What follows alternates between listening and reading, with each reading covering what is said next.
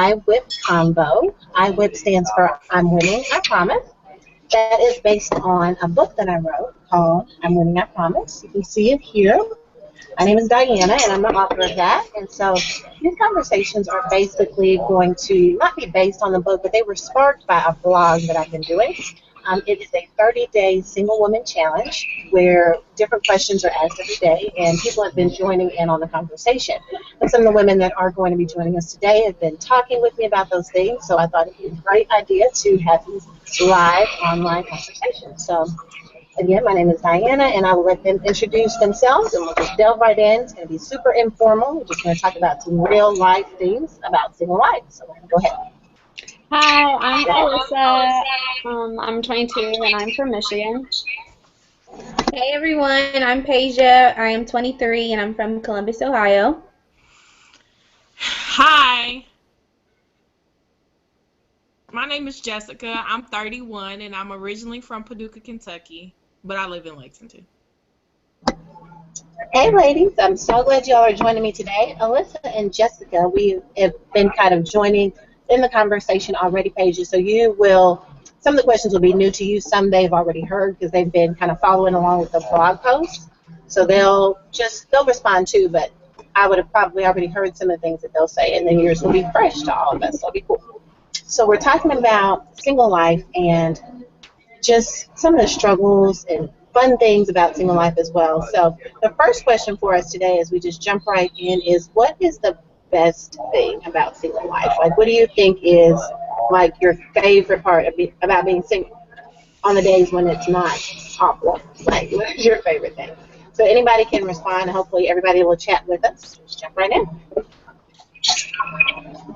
Well, I guess for me, the best part is just like hanging out with your girlfriends and just doing things and not feeling obligated to, chat with someone or check in a way where you just have to, oh, hey, just seeing how you were doing, how's your day, just having fun being with yourself and doing things that you want to do and not feeling, like I said, obligated to be with someone else or feel boggled down with that responsibility that you're in, you're in a relationship with someone and that person, you have to care for them and all that stuff. Yeah, and I agree with Pasia. I mean, I'm all about like doing just spontaneous things. So it's cool when I'm single and someone calls me up and is like, "Hey, let's go do this," and I can just go right. I don't have to be like, I can't. I got a date. I think my favorite thing about being single is just not. This probably sounds bad, but like just not having a responsibility of another person. Like not having to consult someone when I want to go to the mall and buy a shirt because it's on sale.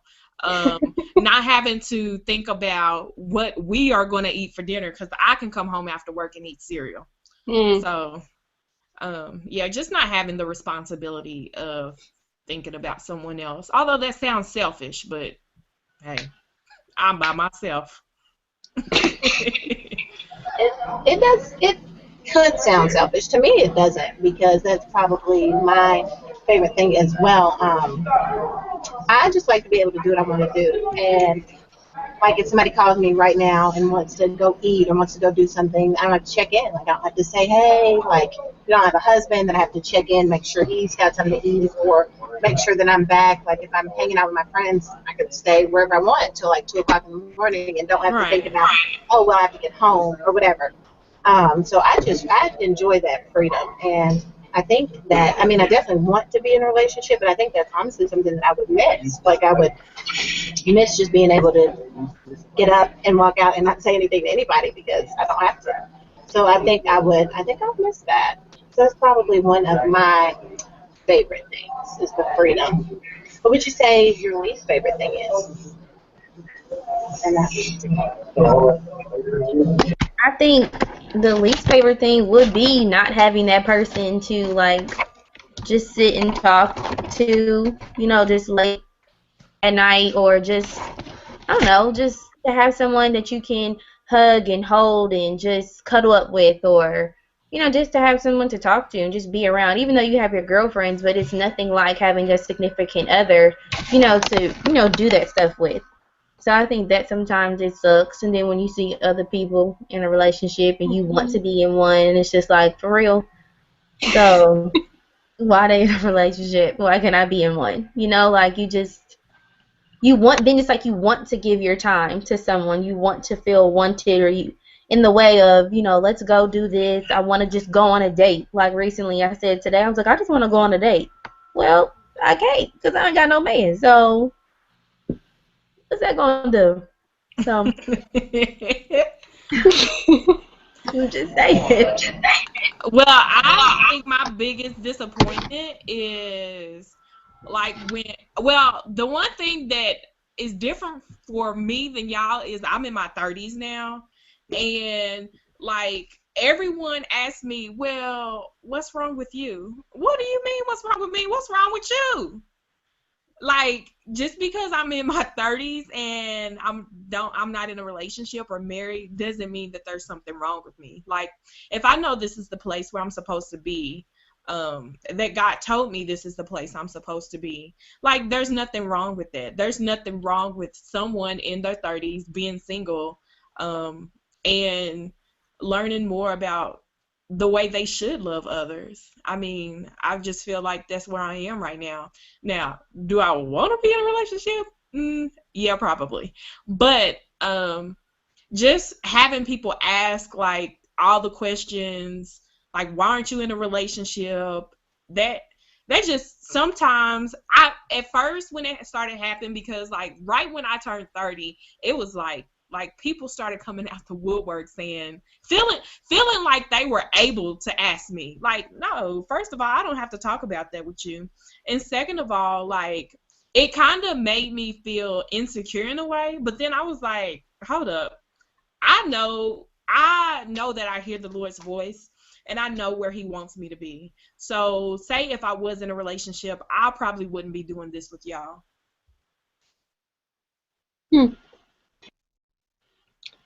Yeah, I mean, for me, the worst part would be like Friday nights, Saturday nights. A lot, like all my closest friends here at school. I mean, they have a significant other, so I'm either the third wheel or I'm alone by myself on those nights, watching a movie by myself. And then if I am the third wheel, it's like when we go out to eat and the waiter's like, okay, so how are we doing the checks? I'm like, yeah, I'm not. I hate that. That happens to me a lot because a lot of my friends are in relationships, engaged, married. It's like, oh, okay, you too. Oh, and you? I guess we'll go with that. We will absolutely go with that. Yeah. I would say my least favorite thing is probably I get bored a lot, and I feel like sometimes I can just call a friend or just have somebody to hang out with, because I do have a good amount of friends. I have great friends, but I feel like there's sometimes when they're busy, and I feel like it'd be cool to have like that default person that like has to hang out with me because we're together. So I think that is probably my least favorite thing, is just in those moments feeling like, okay, I don't have a other person like that, that's there for me. So that's probably my least favorite thing. Yeah, I think so. What do you think is the biggest misconception that people have about single life? That we can have fun. That you can't have what? That we can't have fun. That you have to just be boring because you are single. Like you can have fun. You have, other friends to hang out with, and that, you have an identity outside of being, with someone, and that you have to be independent. And people just feel like, oh, well, if I'm with someone, that solidifies something in me, or, that this means something, that I'm just the it factor because I have someone. And it's not it at all. Like your identity is you. Mm-hmm. People think that, they can find themselves in a relationship or find their worth in a relationship, and it's not true. Good. Yeah. What do you think, Jeff? I Okay. think I forgot what I said on the website. I think I said or somebody else said being miserable, which I definitely agree with. Like that's a big misconception. But the one that I'm thinking of about is, oh my goodness, I just had it in my head. I'm sorry. Um, that I'm too independent to be with anyone. I'm so independent that no one wants to be with me. And I've had like I don't know. I've had people say before, like, you rely all up on yourself. Like, no one wants that. Like, you're too independent for a man. And I'm like, what? Like, I depend on myself because there is only one person that lives in my house. So if I need something fixed, then I can do it. If something goes wrong with my car, then I'm able to do it. Not because I'm a burly girl, but because I've taught myself how to do it. I'm 31. I've been single. I don't know. That makes me mad, though. I see. I felt it. I felt the anger just then. I did. What do you think, Elizabeth? I don't know. I'm still thinking. You go. You want me to go? I think, to me, the biggest misconception about single people is by single people, and I think that I don't know if I still believe this, but I feel like I still struggle with it sometimes, just feeling like I would be validated if I was with somebody. Like, that would make me, like, I don't know, that sounds so weird. That would make me, like, legitimate. I don't know. But I just feel like that's like a sign or a way to like that women are identified like by a husband or by being in a relationship. And so sometimes I feel like women can feel like they're lacking something or something's wrong with them because they're not in one. And I know that I kind of go back and forth with it. I mean, I think ultimately I know that obviously that's not true, but I think it's easy to kind of go back and forth, especially when you're like in that third wheel situation and you're always in that spot. It's just like crap. Like, is there something wrong with me? Like, am I missing it? Am I not doing something right? And so I think for me, that's probably the biggest misconception that comes to mind. What do you think? Yeah, I think I would agree with you. Just because every time I go home, my family's always like uncles and aunts are always like, "So, do you have a boyfriend?" I'm like, Yeah. "No. Are you okay?" Yeah. Aren't you lonely? I mean, I So have fun. they ask you if you're okay. That's horrible. Hey, my family does Because the same thing. all my cousins always are dating someone. Yeah. So it's just like the norm when you go home to have a boyfriend. Um, and because I had brought in one home like last Christmas, so yeah, now that he's not around, that makes things a little more complicated in the family. And now that he's not Um, around, there's something wrong with you. That's what we're saying. Got it. Hey, my aunt was like one time, "Are you okay?" And I was like, "Yeah, I'm okay." She was like, "No, are you okay?" Meaning she thought I didn't like guys. I'm like, "Are you serious? Get out of my face!" That's horrible. And What'd they you wonder say? why I don't come home. Right. That's horrible. So there's got to be something wrong if you're single. And I think that we start to take that on and believe it to some extent because that's where the insecurities come from. Because then you're like, well, maybe something's wrong. Well, shoot, Lord, what is it? Tell me, because I thought I was good. But yeah.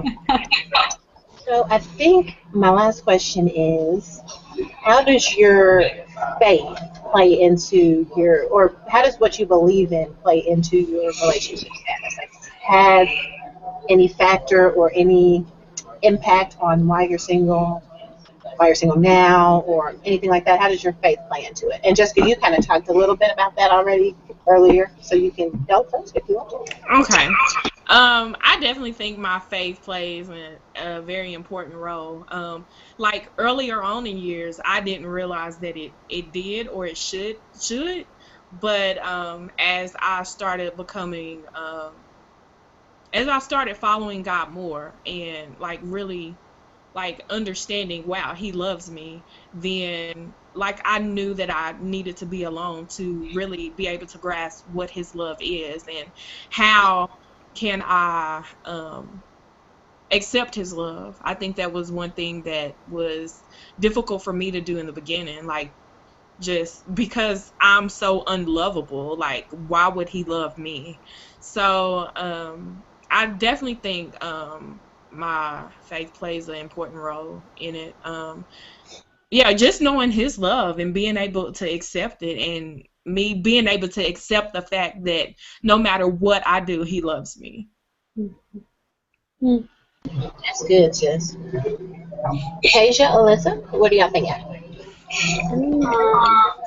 Before, so like back in high school, which is 5 years ago, I like found my worth. Well, actually, even in the beginning of college, I found my worth totally in soccer and in guys. I all I wanted was to be comforted by a male figure and be loved by them, and I didn't care what that looked like, and that led to some just like really unhealthy relationships. And then I finally, and that like I struggled with commitment too because I couldn't settle with just one guy. I wanted all these guys. I wanted all their affection.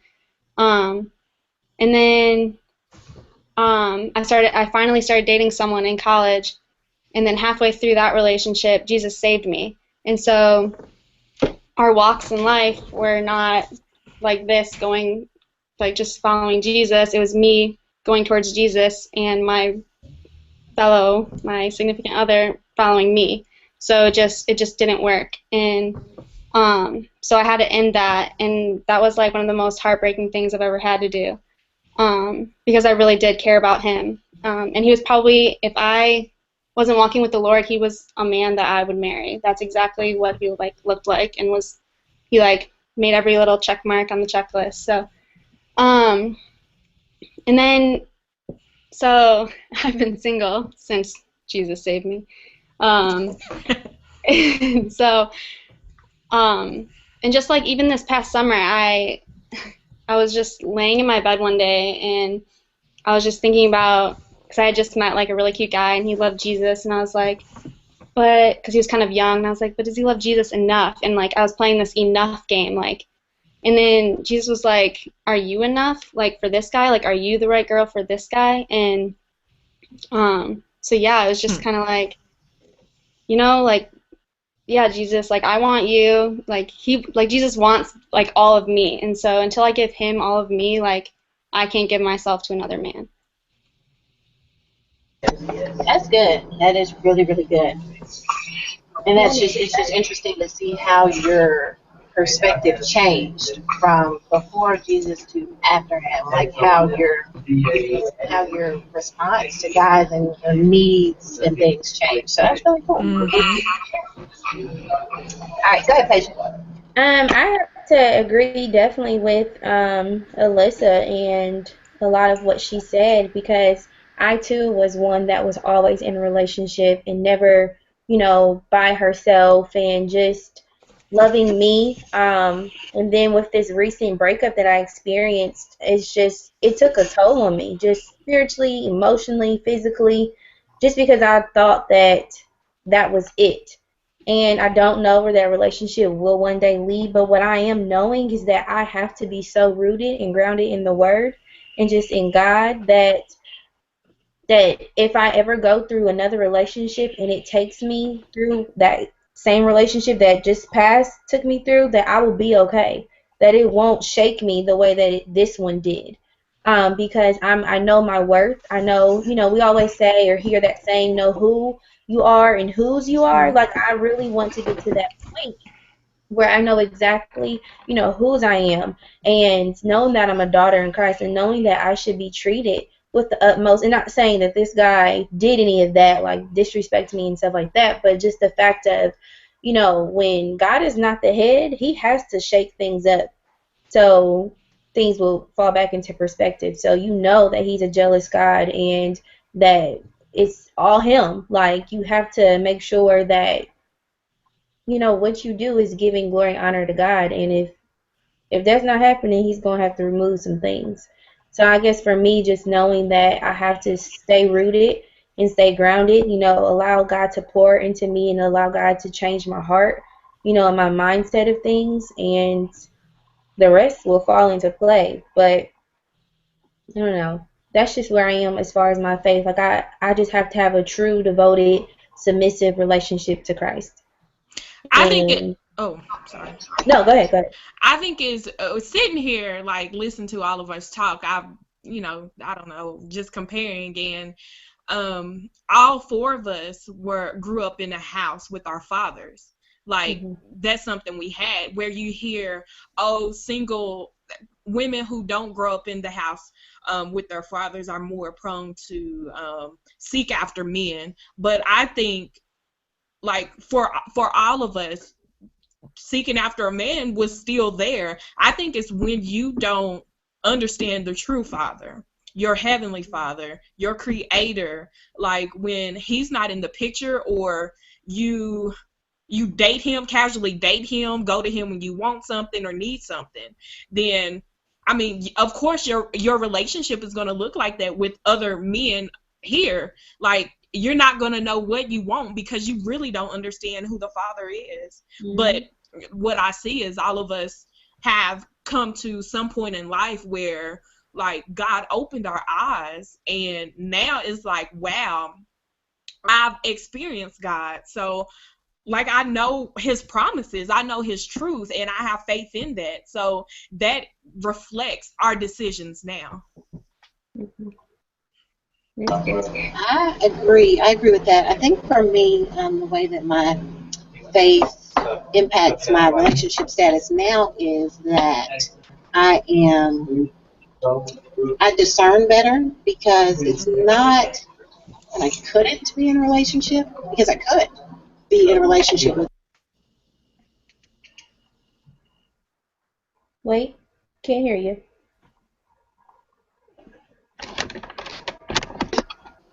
Can y'all hear me?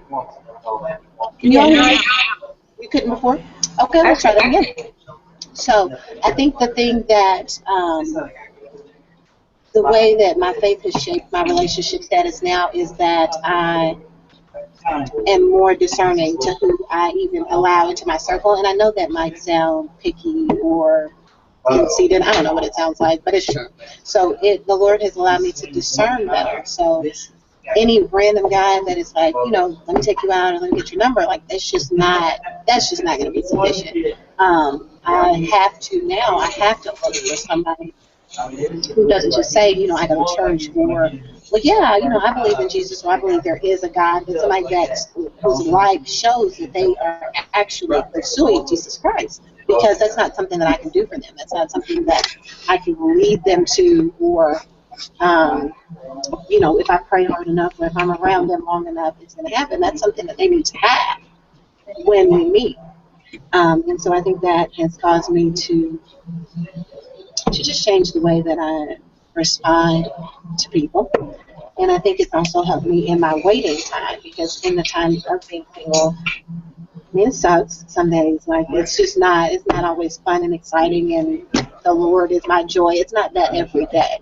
There are days when the loneliness is overwhelming. There are days when it's just like, really, am I really going to be by myself forever? Like, there are those moments, but I think knowing even deep down beyond that God's plan and his will is sovereign and perfect for me. So in those moments, even when I want to be like, woe is me, I still have that anchoring that is like, I know he's got me. Like, I know that everything about him is right, so everything that he allows to happen or causes to happen in my life is going to be on time and perfect.